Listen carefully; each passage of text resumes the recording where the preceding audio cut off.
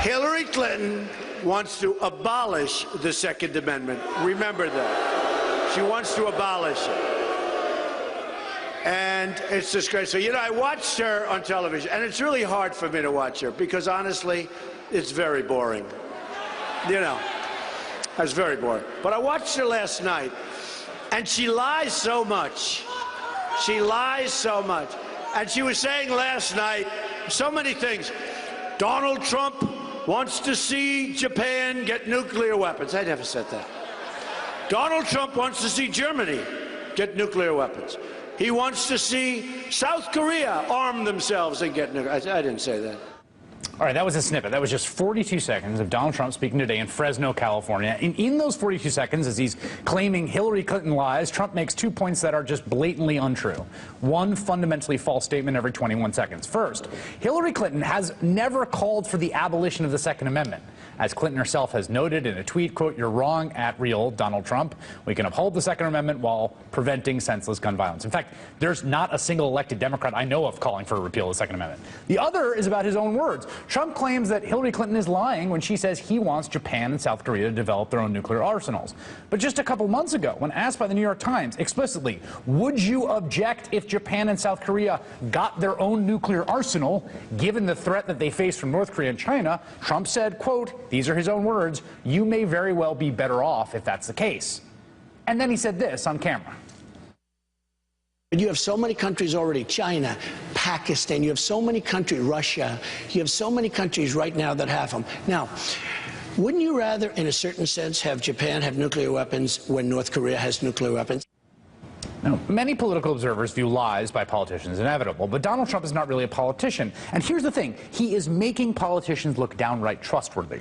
Joining me now, Eric Boehlert, senior fellow at Media Matters. To me, what has been the challenge, and that's just 42 seconds, and you can do this at nothing, but there's just the complete casualness of the disregard for anything remotely factual. Yeah, I mean, there has been a complaint from the press that there's sort of this avalanche of lies. How are we going to deal with this? Usually, if we catch a nominee making 1 or 2 false statements a week, that's a lot of news. We're doing our job. How do you handle 18, 19 in a day or something like that? So, in one sense, I'm sympathetic to that claim. On the other sense, though, there has to be an overall coverage of treating him not seriously, of just making this point over and over. He is a congenital serial liar. He's not a normal politician, as you say. He's not an entertainer.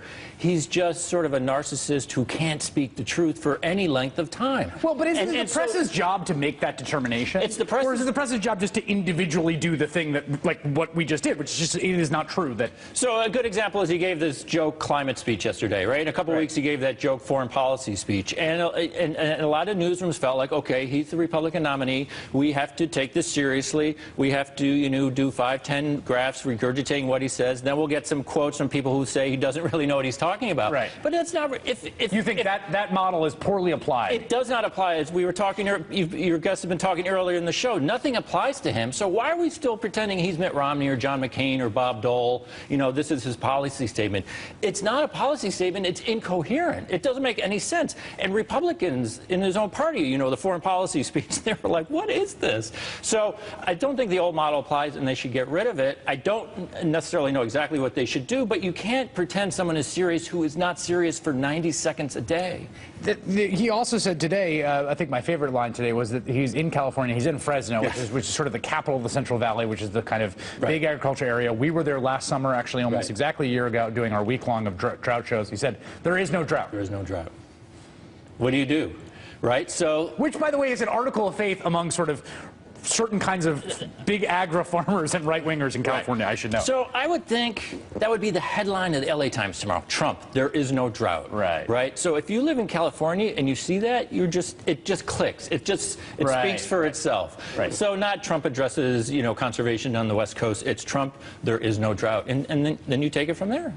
Yeah, but then the question becomes, how do you, this question of seriousness to me seems the problem, right? Because it's like, the press doesn't unilaterally get to decide who is and who is not serious. Like, in some ways, the voters have decided that in the Republican Party. They have. Like, he's a major party nominee, so you don't get to say Eric Boehlert, like, he's not serious, or or me, or New York, like, It's serious as a deadly disease. No, right. So the claim would be, well, the liberal media is just going to write off any Republican candidate. Like, we weren't having this discussion when Romney was running. There wasn't a similar... It was about whether his math scanned out on his tax plan. It was about whether a major party nominee cannot tell the truth for any given period of time. We've never seen that before. So I think the press has to adjust its models and not say, oh, he's a Republican nominee, let's pretend he's serious, even in the slightest. I mean, I know it's hard to do, but they really need to get off the mark, I think. Eric Boehlert, thank you.